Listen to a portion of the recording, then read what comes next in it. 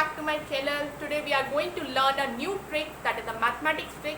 So let's start the video. Before that, I want you all to please like my video and subscribe to my channel.